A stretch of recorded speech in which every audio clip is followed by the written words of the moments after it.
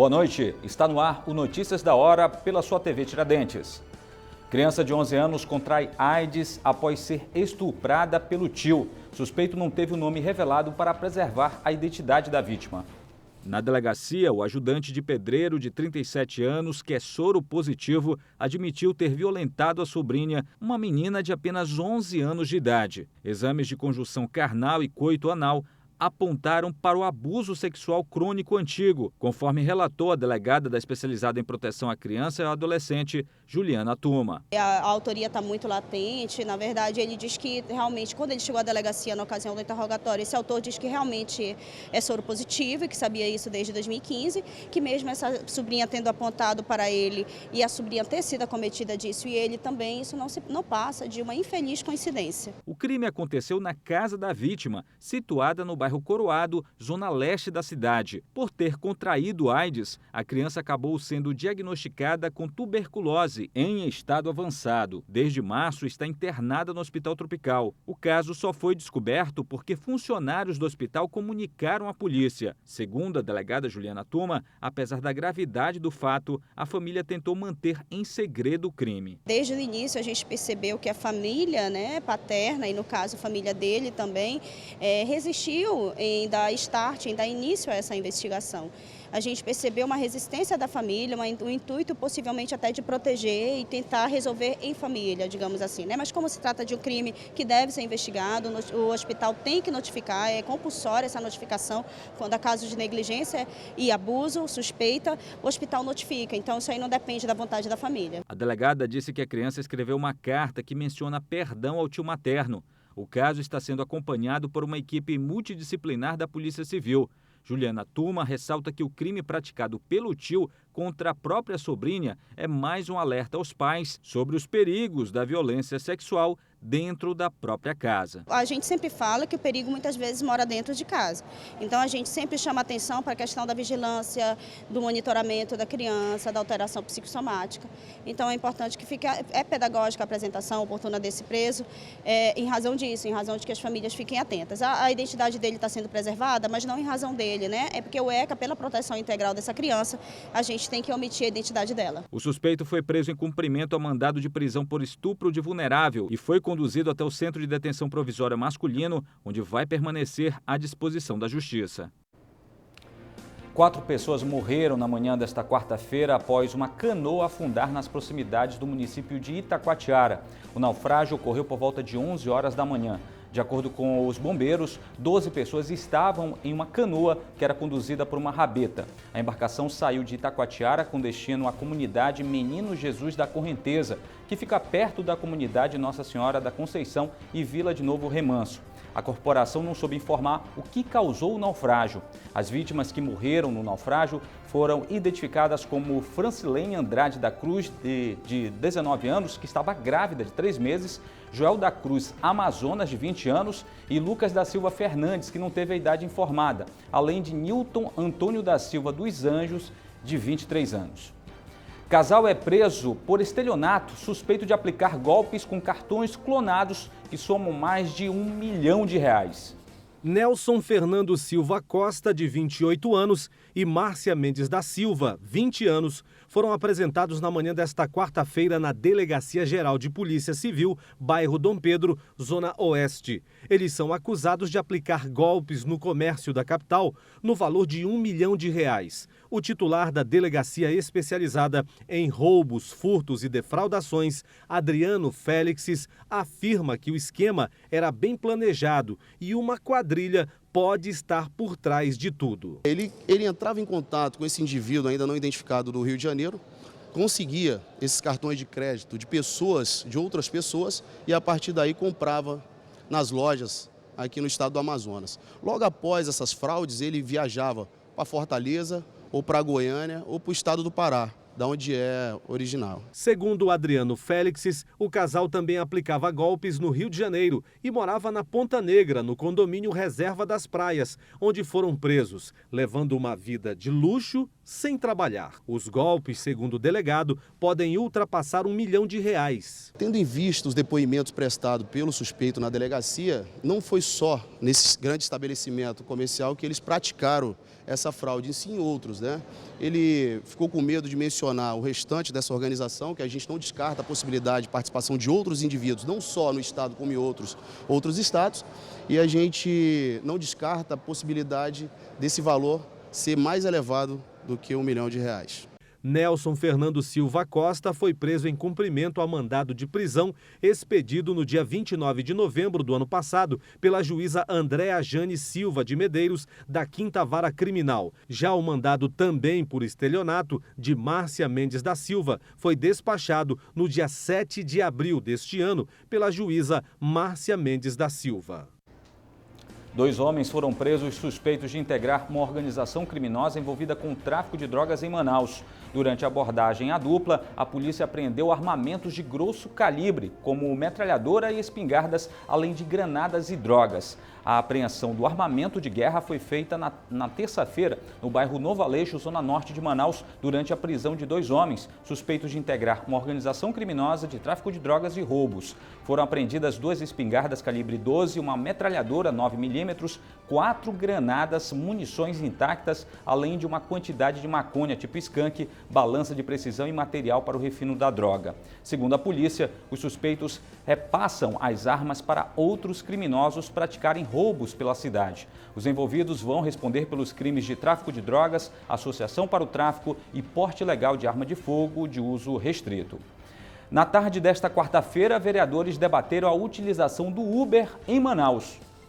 Com uma plateia lotada e agitada, a Câmara de Vereadores iniciou o debate sobre a utilização do Uber em Manaus. Segundo o vereador Bessa, do PHS, o aplicativo entrou na cidade sem autorização da Prefeitura e de nenhum outro órgão. Esse aplicativo entrou na cidade de Manaus sem autorização da Prefeitura, sem autorização da Câmara, sem autorização das autoridades que regulamentam o sistema de transporte em Manaus.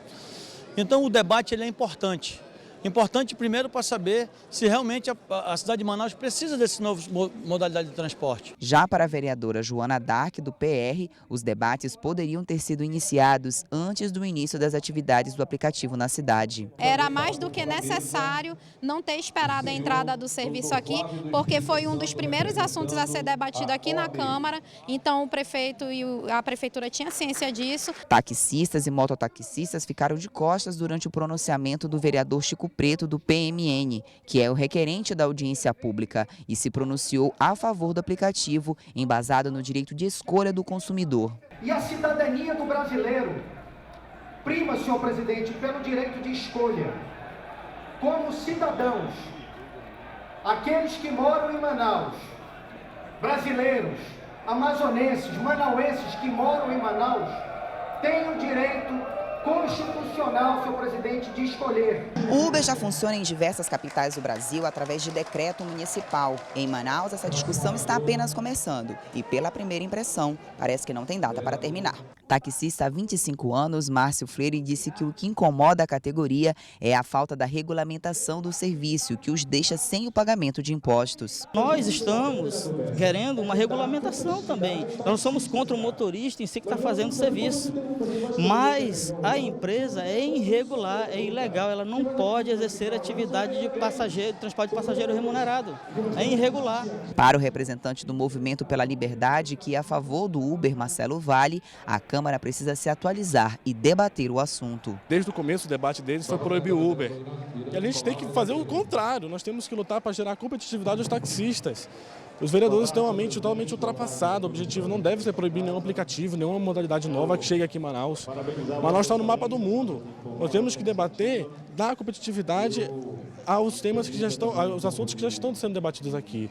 O objetivo não é proibir o Uber, tem que ser gerar competitividade aos taxistas. Para tentar chegar a uma solução, os vereadores Bessa e François já apresentaram um projeto de lei, mas ainda sem data para entrar em pauta e discussão. A Escola Superior da Magistratura do Amazonas realiza tribuna jurídica para discutir os problemas do sistema prisional amazonense.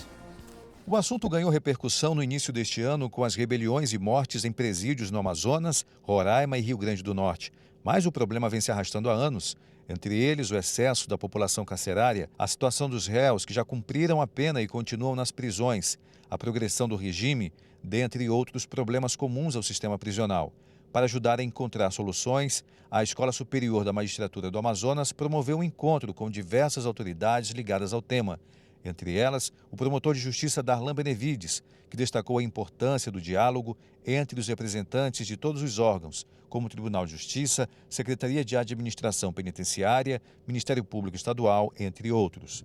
Sempre que houver interação entre os órgãos, essa interação só pode ser benéfica para a sociedade, né? Realmente, a partir do que aconteceu no começo desse ano, essa interação ela tem sido mais dinâmica, mas ela sempre existiu, né? Ela não era tão dinâmica quanto tem sido recentemente, em parte porque o serviço público ele é movido por alguma burocracia. Essa burocracia ela emperra alguma agilidade nas negociações, nas respostas, especialmente a determinados problemas. Mas com certeza a partir do que aconteceu, infelizmente, em janeiro, essa resposta tem sido mais rápida, essas comunicações têm sido mais eficientes. O evento não tem fins lucrativos e foi possível ajudar os idosos da Fundação Dr. Thomas com fraldas geriátricas.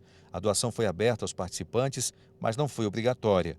O diretor da Escola da Magistratura, o desembargador Ari Jorge Moutinho da Costa, criticou o sistema prisional e fez questão de repartir a culpa pelo problema e que eventos como esse podem ajudar a encontrar soluções. Os presídios brasileiros estão amontoados de jovens, todos envolvidos pelas drogas, e nós temos que encontrar uma solução.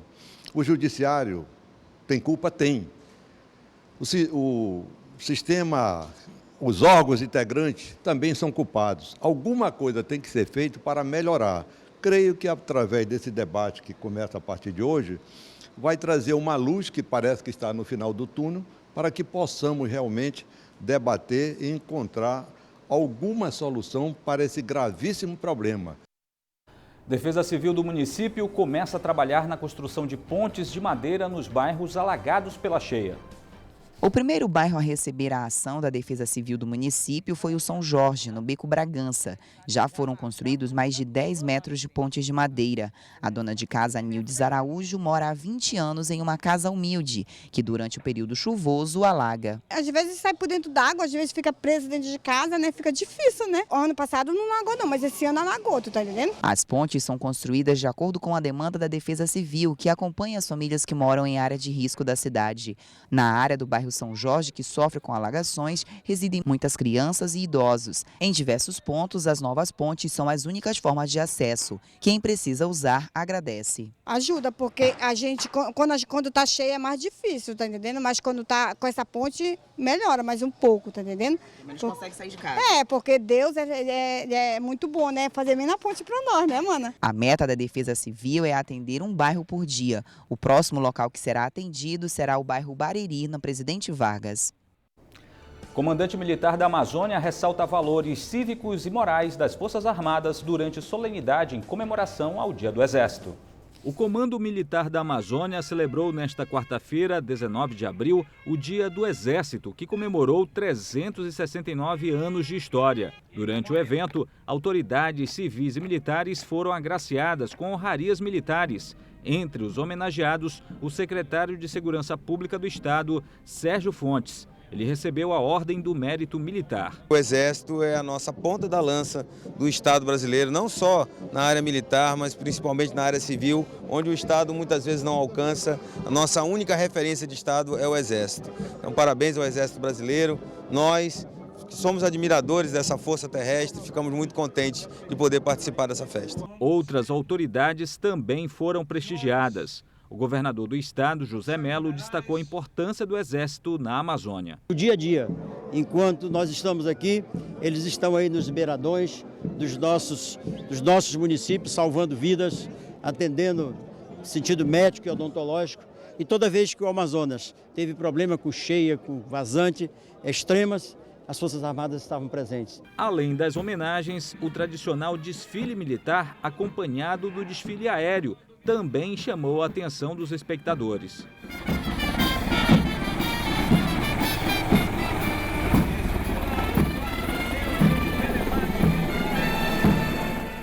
Segundo o comandante militar da Amazônia, general Antônio Mioto, no aniversário do Exército, quem ganha o presente é a sociedade brasileira, com os valores cívicos e morais disseminados pelas Forças Armadas, em meio aos escândalos de corrupção revelados pela Operação Lava Jato. O Exército ele tem uma ética de trabalho, nós temos valores que nós cultuamos nas escolas militares, na Academia Militar, na Escola de Sargentos. E isso é muito cobrado durante toda a nossa vida militar. E nós temos esse compromisso, é por isso que o Exército, as Forças Armadas, é a instituição nacional que tem a maior credibilidade hoje, é as Forças Armadas. Em razão disso, nós temos uma ética, nós podemos ter desvio de conduta, mas nós coibimos, nós punimos rigorosamente. Atualmente, o Exército Brasileiro mantém efetivo de aproximadamente 20 mil militares da ativa, espalhados pelos estados do Amazonas, Acre, Roraima e Rondônia. O efetivo do CMA atua numa faixa de 9.925 quilômetros de fronteira terrestre, com 9 países da América do Sul.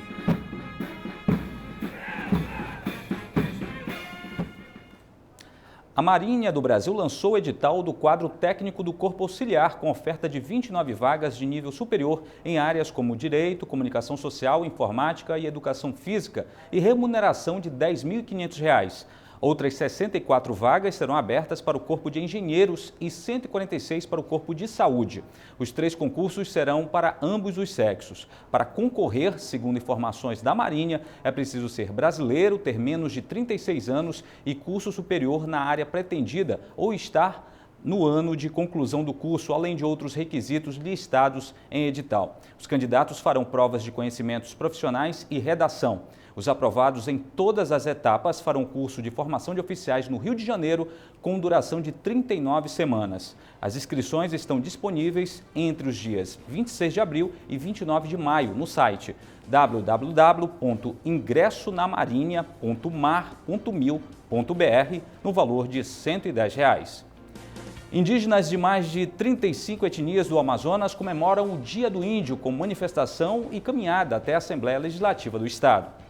Cerca de 2 mil indígenas de 30 municípios do Amazonas, de Manaus e do entorno da capital se reuniram na manhã desta quarta-feira para comemorar o Dia do Índio. No Espaço Cairós, bairro da União, zona centro-sul de Manaus, várias etnias marcaram presença para participar da Marcha da Resistência Indígena no Amazonas, que percorreu as ruas da capital até chegar à Assembleia Legislativa do Estado. O coordenador do Fórum de Educação Escolar Indígena, Gersen Baniwa, afirma que o objetivo da manifestação é cobrar direitos adquiridos das etnias. A principal reivindicação tem a ver com a ameaça aos direitos indígenas hoje no Brasil, um contexto político. A reivindicação é de que o governo, o Estado brasileiro, não mexa nos direitos que foram conquistados na Constituição de 1988, principalmente no que diz respeito à demarcação de suas terras e à proteção dessas terras. Hoje, de acordo com Gersen Baniwa, cerca de 40 mil índios vivem no entorno de Manaus, sendo 30 mil só na capital. Vive em torno de 30 a 40 mil, segundo o último levantamento feito pelos próprios indígenas aqui de Manaus, com apoio da Universidade Federal do Rio de Janeiro. O cacique-geral do Amazonas da tribo Apurinã, José Milton Jânio, afirma que tem orgulho de ser indígena. Então eu tenho muito orgulho de estar com meus parentes aqui, como disse, o meu povo, as Apurinã, que não é Apurinã também, mas tudo é índio que estão aqui hoje comemorando o Dia dos Índios. Então eu tenho muito orgulho porque realmente que os índios, eles são, como disse, preparados para dançar e brincar e cantar no dia deles, fazer a cultura deles. Já na Assembleia, a Avenida Mário Ipiranga, depois da Marcha da Resistência, os indígenas tomaram conta das galerias de um plenário com quase nenhum deputado. Na área externa da Casa Legislativa, as etnias mostraram faixas, cartazes, dançaram e fizeram rituais com arcos, flechas e tacapes nas mãos. E você também pode nos ajudar a fazer o Notícias da Hora. Mande sua sugestão de pauta para o nosso e-mail, redacal@redetiradentes.com.br ou ligue para a nossa redação, 3616-3800. Muito obrigado por sua companhia, uma excelente noite e até amanhã.